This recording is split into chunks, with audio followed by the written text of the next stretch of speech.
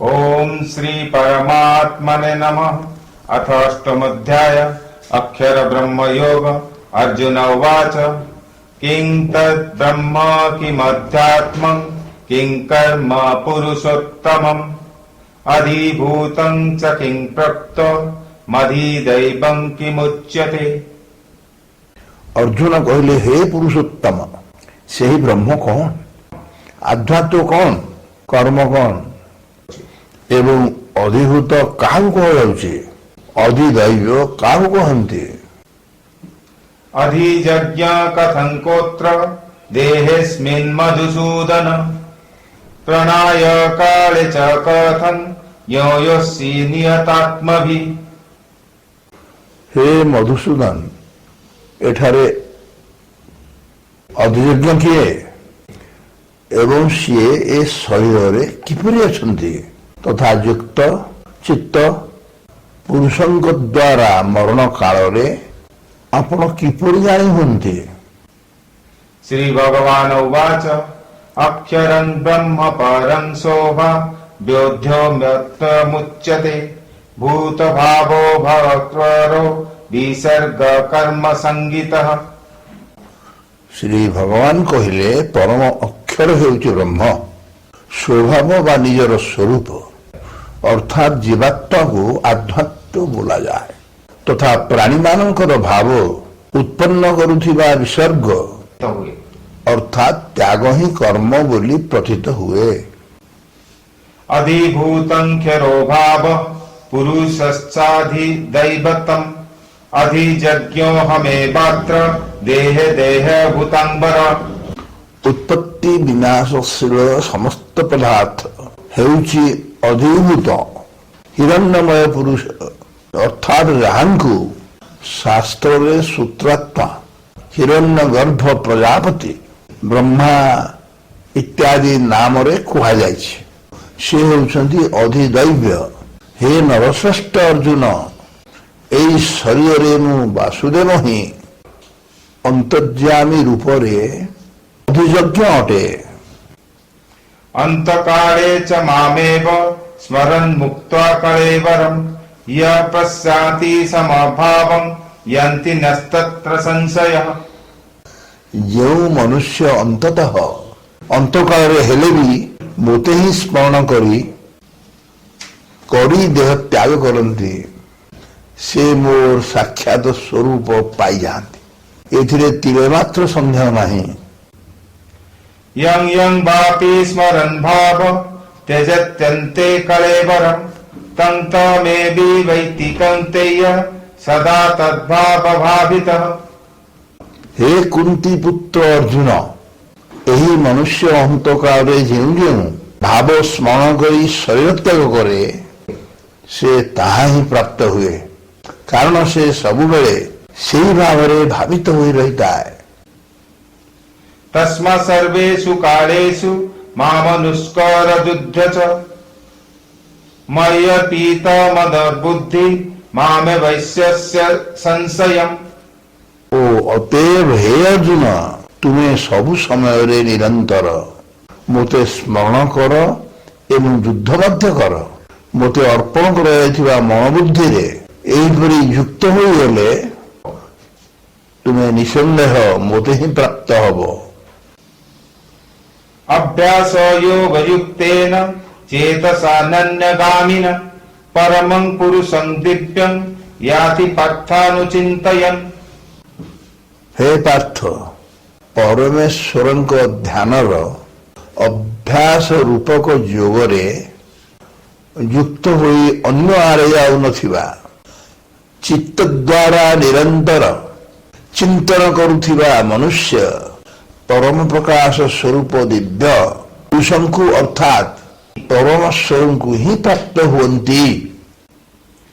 कविं पुराण मनुशासितार मरोणयं समुत स्मरण्य सर्वस्य धातार मचिन्त्य रूप मादित्य वर्ण तमस परस्तत्। जो पुरुष सर्वज्ञ अनादि सर्वनियंता अर्थात अंतर्यामी रूपरे समस्त प्राणी को सेमानंकर शुभाशुभ कर्मानुजाई शासनकर्ता सूक्ष्मादि सूक्ष्म समस्तंकर धारण पोषण कर्ता अचिंत्य स्वरूप सूर्य सदृश नित्य चेतन प्रकाश रूप ओ अविद्यारु संपूर्ण असित शुद्ध सचिदानंद घन परमेश्वर को स्मरण करती। प्रयाण काले मनसाचलेन भक्त्या युक्तो योगचलेन चैव उवर्वमध्यो प्रणाम्य विश्व सम्यक् सतं परं पुरुषमुपदिव्यम्। ସେହି ଭକ୍ତିଯୁକ୍ତ ପୁରୁଷ ଅନ୍ତ କାଳରେ ମଧ୍ୟ ଯୋଗ ବଳରେ ଦୁଇ ଭ୍ରୁତାର ମଧ୍ୟବର୍ତ୍ତୀ ସ୍ଥାନରେ ପ୍ରାଣକୁ ଭଲ ରୂପେ ସ୍ଥାପନ କରି ନିଶ୍ଚୟ ମନରେ ସ୍ମରଣ କରି ସେ ଦିବ୍ୟ ରୂପ ପରମ ପୁରୁଷ ପରମ ଆତ୍ମାକୁ ହିଁ ପ୍ରାପ୍ତ ହୁଅନ୍ତି। यदक्षरं वेदविद्यो वदन्ति वसन्ति यतो वीतरागा यदीच्छन्तो ब्रह्मचर्य चरन्ति तत्ते पदं संगदेह प्रवेक्ष्य। वेदज्ञ विद्वान माने जो सचिदानंद घन रूपक परम पद को अविनाशी बोली कहती आसक्ति शून्य यत्नशील सन्यासी महात्मा माने जहांको ठारे प्रवेश करती एवं जो परम पद चाहूथिबा ब्रह्मचारी माने ब्रह्मचर्य आचरण करती से परम पद विषय मु तुमको संक्षेप कहबी। सर्वद्वाराणि संयम्य मनोहृदि निरुध्य च मध्याह्नाध्यात्मानः प्राण मासीतो योगधारणम् ओमित्योकाङ्खरं ब्रह्म व्याहरन् नाम स्मरणम् य प्रयाति त्यज देह सजाति परमं गतिम्।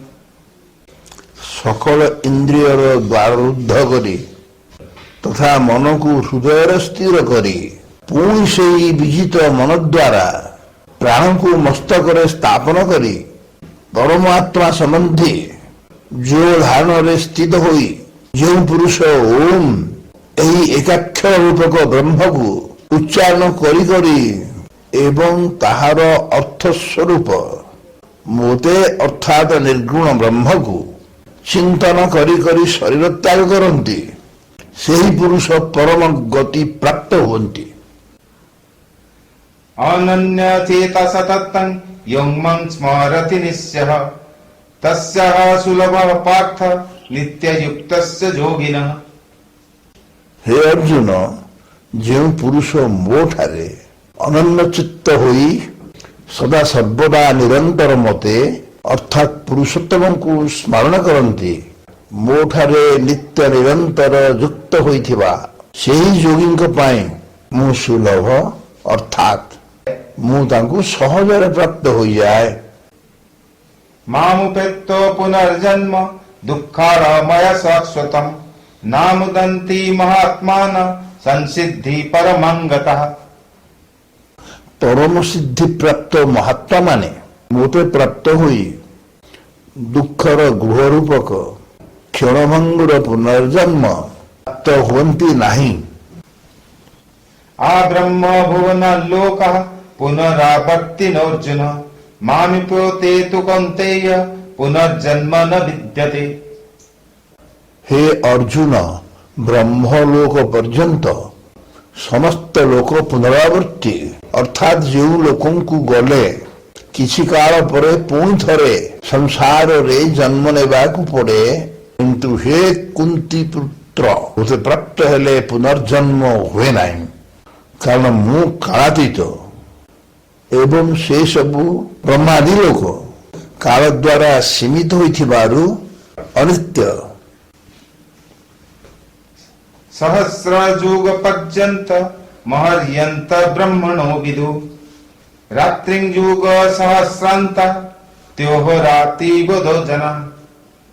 ब्रह्मांकर गोटे दिन 1 सहस्र ଅବଧି ବିଶିଷ୍ଟ ଏବଂ ଗୋଟିଏ ରାତ୍ରି ମଧ୍ୟ 1000 ଅବଧି ବିଶିଷ୍ଟ ବୋଲି ଯେଉଁ ପୁରୁଷମାନେ ତତ୍ତ୍ୱତା ଜାଣନ୍ତି ଅର୍ଥାତ୍ କାଳରୂପକ ଅବଧି ବିଶିଷ୍ଟ ହୋଇଥିବାରୁ ବ୍ରହ୍ମ ଲୋକକୁ ବି ଅନିତ୍ୟ ବୋଲି ଜାଣନ୍ତି। ଏହି ଯୋଗୀ ଜନମାନେ କାଳର ତତ୍ତ୍ୱ ଜାଣନ୍ତି। अव्यक्ताय व्यक्तय सर्वं प्रभवन्त्य हरागमे अत्रगमे प्रलीयन्ते तृतीय वाक्यार्थ संज्ञके। सकल चराचर जीवगण ब्रह्मांक दिवस आरंभरे अव्यक्तरु अर्थात ब्रह्मांक सूक्ष्म शरीर उत्पन्न हुअन्ति एवं ब्रह्मांक रात्रि आरंभरे ब्रह्मांकर अव्यक्त नामक ସେହି ସୂକ୍ଷ୍ମ ଶରୀରରେ ହିଁ ଲୀନ ହୋଇଯାଆନ୍ତି। भूतग्रामः स एवाय भूत्वा भूत्वा प्रलय्यतः रात्रगमे वस पार्थ प्रभवत्य हरागमे। हे पार्थ ସେହି ଭୂତ ସମୁଦାୟ ହିଁ ବାରମ୍ବାର ଉତ୍ପନ୍ନ ହୋଇ ପ୍ରକୃତିର ପରବଶ ହେବାରୁ ରାତ୍ରିର ପ୍ରବେଶ କାଳରେ ଲୀନ ହୁଅନ୍ତି ଏବଂ ଦିବସର ପ୍ରବେଶ କାଳରେ ପୁନର୍ବାର ଉତ୍ପନ୍ନ ହୁଅନ୍ତି। परस्तस्मात्तु भावो नभो व्यक्तो व्यक्त सनातनः यः स सर्वेषु भूतेषु नस्त्यस्सु न विनश्यति। ଉକ୍ତ ଅବ୍ୟକ୍ତ ଠାରୁ ମଧ୍ୟ ଯେଉଁ ଅତି ଶ୍ରେଷ୍ଠ ଅର୍ଥାତ୍ ଯେଉଁ ବିଲକ୍ଷଣ ସନାତନ ଅବ୍ୟକ୍ତ ଭାବ ଅଛନ୍ତି ସେହି ପରମ ଦିବ୍ୟ ପୁରୁଷ सकल चराचर प्राणी नष्ट होइले मध्य नष्ट हुअन्ति नाही। अव्यक्तोऽक्षर इत्युक्त स्तमाहुं परमां गतिं यं प्राप्य न निवर्तन्ते तमाद्ध परमं मम। ଯେଉଁ ଅବ୍ୟକ୍ତକୁ ଅକ୍ଷର ବୋଲି କୁହାଯାଇଛି ସେହି ଅକ୍ଷର ନାମକ ଅବ୍ୟକ୍ତ ଭାବକୁ ପରମଗତି କହନ୍ତି ତଥା ଯେଉଁ ସନାତନ ଅବ୍ୟକ୍ତ ଭାବ ପ୍ରାପ୍ତ ହେଲେ ମନୁଷ୍ୟ ଆଉ ଫେରି ଆସେ ନାହିଁ ତାହା ମୋର ପରମ ଧାମ ଅଟେ।